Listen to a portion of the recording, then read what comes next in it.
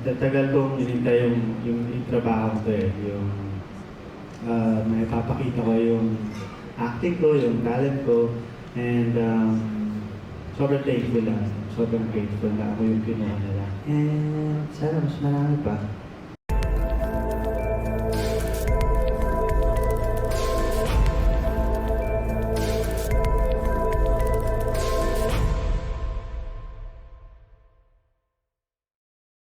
Supporters mo, like if you, kung alam mo lang daw maraming diehard kapuso ngayon, who eventually became your supporters. Ay, ganito na ba?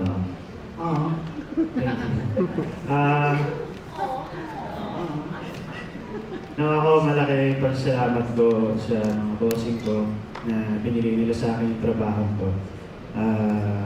Tagal kong hinintay yung trabaho ko eh, yung may papakita ko yung acting ko, yung talent ko, and sobrang thankful lang, sobrang grateful na ako yung kinuha nila. And sana mas marami pa na trabaho yung dumating na para mas mapatunayan ko pa yung sarili ko. Kasi Joshua, ang dami mong events na ginanap sa GMA offices, sa building, nakakatawa. Even at the gala. Kanina, nandun din ako kanina. Ah, okay. For unang hirit, si Camino. Wow, aga mo ah. Grabe ka. Well, yun naman ang babalikan natin na sinabi ni attorney, a first of many. Okay, tama. Sa tulong ng production, nag-set up sila ng parang team building for us. So, malaking tulong yun for us. And nagkaroon ng mga gatherings eh. Kami lahat. So, natin nila ang tulong nun bago kami lumipad papuntang Europe. So, yun na yun sa amin. And parang lahat naman kami open sa isa't isa. So heavily bonded na talaga kayo nung lumipad na kayo sa Europe. Parang ganun, Joshua. Opo. Naging birthday ko, hindi lang kami celebrate. Natuwa lang ako na may surprise na ganito for me. So, thank you very much. Galing sa puso ko, maraming salamat talaga. Thank you and sa lahat ng kaibigan ko na bumate. And sa mga co-actors ko na bumate, maraming salamat. Thank you. Thank you.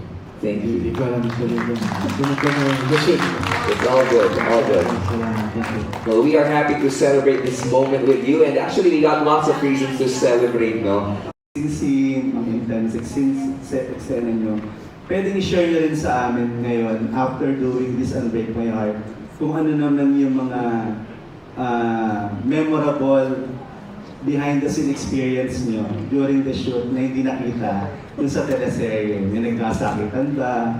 Or medyo meron bang mga intense scene na hindi nakita dun?